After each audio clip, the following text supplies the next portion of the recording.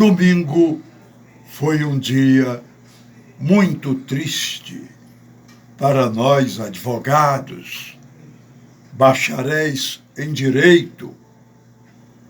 Nós sofremos com uma notícia que já era muito esperada, porque nós sabíamos que o nosso amigo estava hospitalizado, cuidado por um sobrinho que tinha o seu mesmo nome.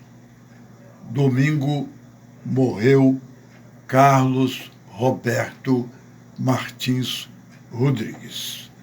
Um nome que eu digo como quem reza, porque o nome dele, para seus amigos, era uma prece de amizade. Morria, então, o professor de Direito, Roberto Martins Rodrigues, ou simplesmente Roberto, como era falado. Um homem que teve uma folha larga, muito larga, de serviços no Ministério da Fazenda, num órgão dificílimo, a Procuradoria da Fazenda Nacional. Morreu Roberto. E eu fiquei com muita saudade dele, muito embora nos últimos tempos não tenhamos convivido tanto, somente um pouco. Mas houve época da mais ampla convivência, quando nós nos encontrávamos na hora de dar aula. Ele era professor do 5º ano da Faculdade de Direito e eu também. Então ele saía e eu entrava, nos encontrávamos na cantina, mas ele foi, acima de tudo, um grande amigo de muita gente. Era uma pessoa pródiga. Ele era tão pródigo, notadamente com as mulheres de sua paixão. Ele era tão pródigo que morreu sem deixar nada. Um carro, uma bobagem. Mas ele era, e tem uma particularidade que muita gente não sabe. Você sabia que ele cantava? Eu estou perguntando a quem conheceu Roberto Martins Rodrigues. Você sabia que ele cantava? E ele tinha uma grande simpatia pela cultura negra norte-americana. E ele cantava igualzinho ao Armstrong. Aquela mesma rouquidão, aquela voz poderosa e rouca, ele cantava quando tinha um acompanhamento. Um dia, no apartamento da nossa Manuela Queiroz, que nos recebeu, ela e o marido, o querido marido dela, que é nosso companheiro da Academia Cearense de Retórica, neto do Colombo Dantas Bacelar. Ela nos recebeu lá, não sei a pretexto de quê. E lá alguém acompanhou e o Roberto cantou para o nosso sentimentalismo, a nossa alma musical. Só que a alma dele parecia com a minha no problema da cultura negra norte-americana. Mas ele não gostava de Pavarotti, de Maria Callas, de Giuseppe Di Stefano e tantos cantores, Plácido Domingo, a Melita Gallicucci. Não, ele não era dessa área, mas tinha um profundo gosto musical dentro da cultura negra. Naquela época em que os rádios tinham... Naquela época em que os carros tinha um toca-fita, ou então aquele cartucho, ele sempre estava no bolso do paletó com cartuchos ou cassetes.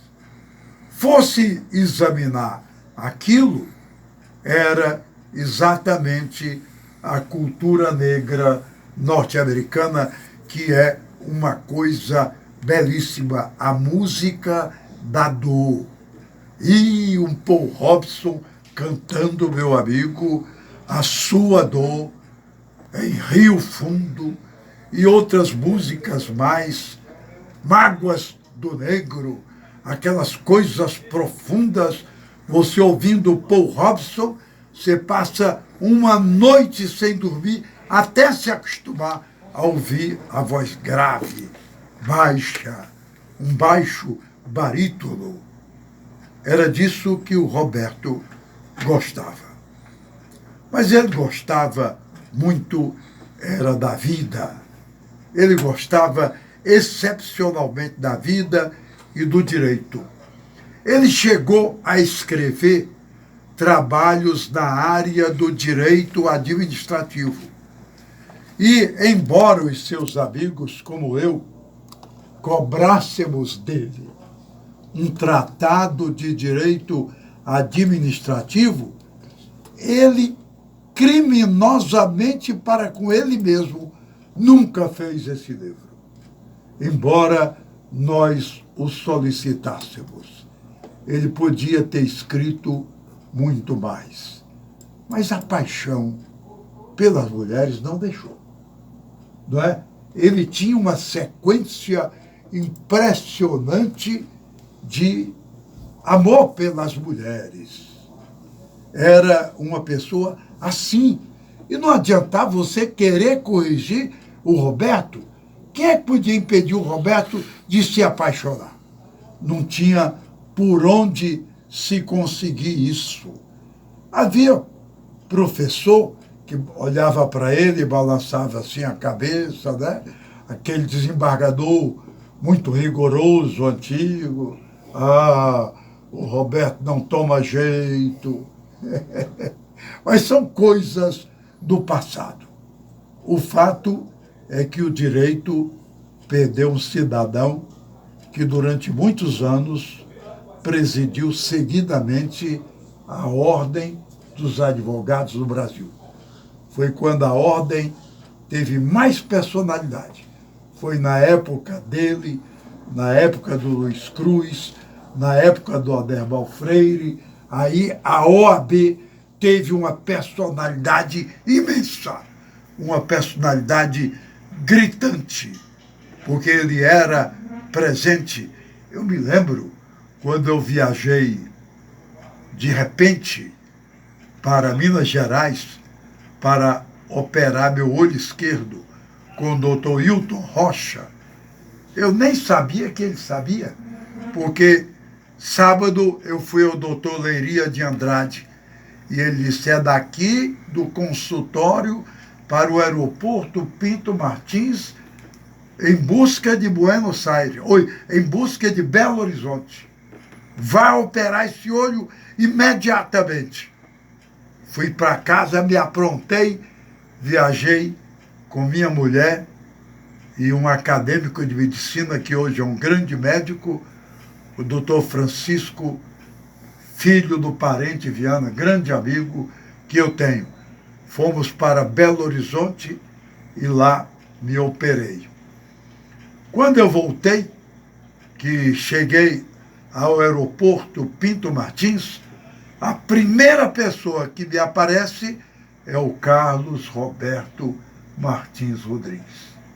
E ele chegou para mim, em nome da nossa amizade, um abraço. Em nome da OAB, nossos votos de muita saúde. Ele era exatamente assim. Era exatamente assim. Era uma coisa extraordinária. Mas as pessoas boas, as pessoas marcantes, originais, não ficam eternas. Todos nós morremos.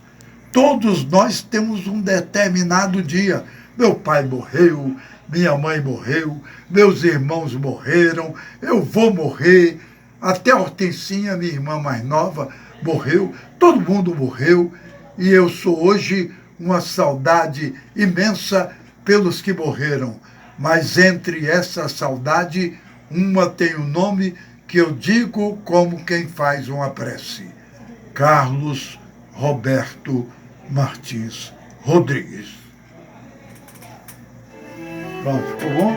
Tô lindo, rapaz, tô aqui chorando. Hein? Tô comovido. Foi lindo. É. Era um grande cara. Cadê?